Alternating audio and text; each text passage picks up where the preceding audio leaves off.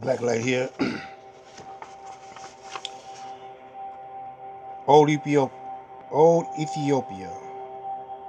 its people. Because the great lapse in time, it seems almost impossible to locate the original seat of the old Ethiopian Empire. Right? Chapter 1, the Empire's Age and Scope. The excavation of Petri revealed in Egypt the remains of a distant race that preceded the historic Egyptians. The earliest civilization was higher than that of the later dynasties. Its pure art represents an old race that fills all the background of the prehistoric ages. Its colonized and first civilized centers of the primitive world.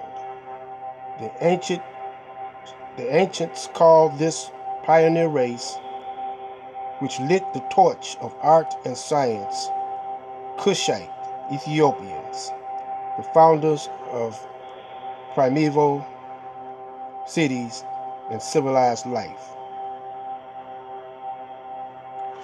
We're going to stop right there reading from the book, The Wonderful Ethiopians of the Ancient Kushite Empire. The Wonderful Ethiopians of the Ancient Kushite Empire, Drusilla Dunjee Houston. We're going to stop it right there. So, it is perceived that Ethiopia was before Kemet. Ethiopian was before Kemet. Reading from Theology of Time.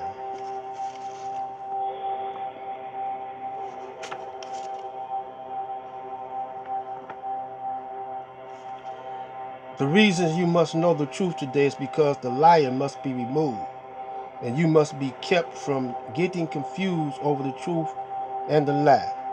A plain warner, says the Holy Quran, will be sent to you, whose words will be easy for you to understand. He will speak your own language, and he will be chosen from among you. There will be no strangers coming out of the east to you. It will be one of your own selves, like God has always done in the past. He raises up a warner or a prophet from among the people whom he will warn,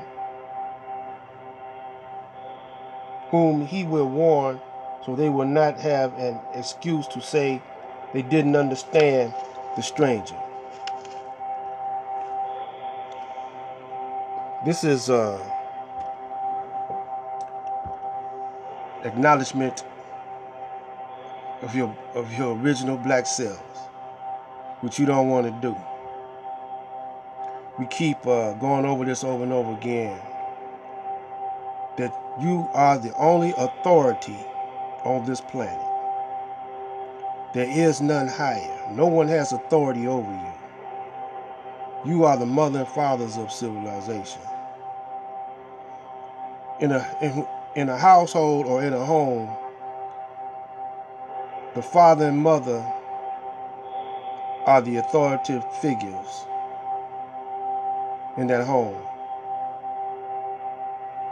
What the father says goes. Now, this is how it was on white America's television in the 50s and the 60s. You had programs like Father Knows Best and Daddy's Home, Danny Thomas Show, and where the man would be the authoritative figure, and when he's absent from the home, it would be the mother, right? But the mother is the nourisher, and she would stay home with the children, and the father would go off to work, and the mother would nourish and school the children. And so when the father comes home, he's the disciplinary figure of the house. Then as years start going past in Caucasian's television, the mother became the authoritative figure, and in reality, The fathers, like the guy played on Bewitched, he was a homosexual, and it was homosexuals all over the TV with the fathers. You didn't see that among the black, because blacks wasn't known. You know, they wasn't imitating the Caucasians back then like they doing now. They were still fighting the fight. So as time went on, the children disrespected the mother and the father. Now you got households where it's two guys raising, now you got on TV where it's two guys raising, and in households, two guys raising a child, two women raising a child. There's no authority really in the house, And the black people start following in behind them. Reason why they start following in behind them, taking on Caucasians' traits and Caucasians' lifestyles and culture, is because they don't recognize that they're the authority. They let the Caucasian beat them down so much that it penetrated all to you, the young ones, and y'all confused now. So when your peers come and tell you, you the black man and this and that and the other, because your mother and fathers and grandfathers and stuff, they quit talking to you. You don't get that. They not talking like that. Even the elders that come on YouTube, they're not talking like I'm talking. Because you know why? They done bow down to authority. Which they think is the Caucasian. They done broke. All of them is bending.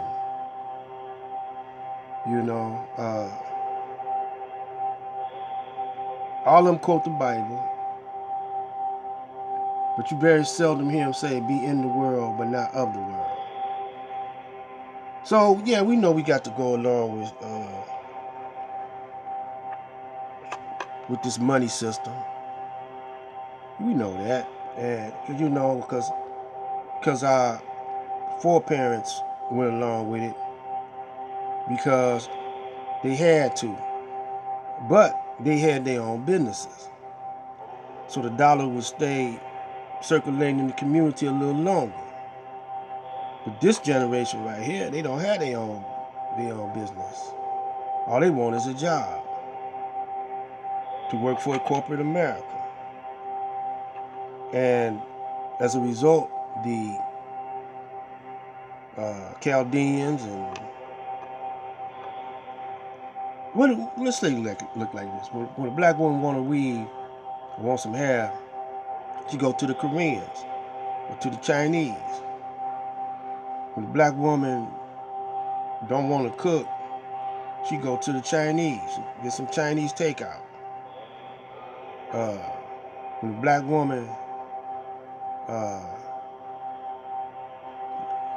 don't want or can't afford no washing machine, you gotta wash her clothes, she go to the laundromats. That's usually owned by Caucasians. When she want to buy a cell phone, she go to the Chaldeans or the Arabs. When she want to get a car, she go to the Arabs, Chaldeans,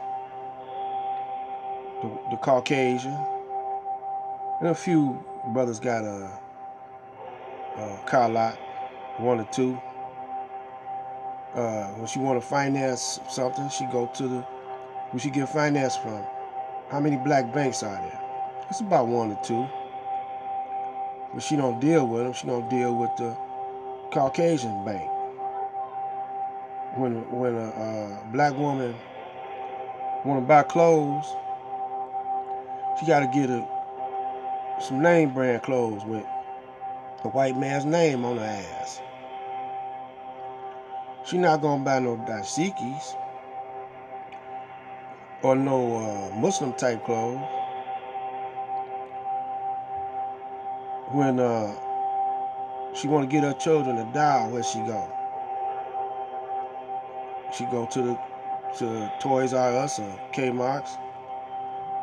How many dolls they got in there? They got a bunch of white dolls, but a limited amount of black dolls.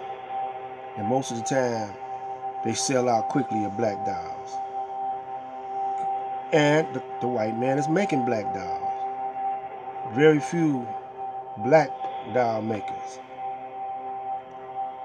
All the toys, superheroes, on TV, everywhere you go, is done by other people. All your TVs made in China. All your electronics made in China or either Japan. Your car, automobile, made in Japan, Tokyo. You don't have nothing that you do yourself because you don't want to acknowledge your black self. This is Black Light Out.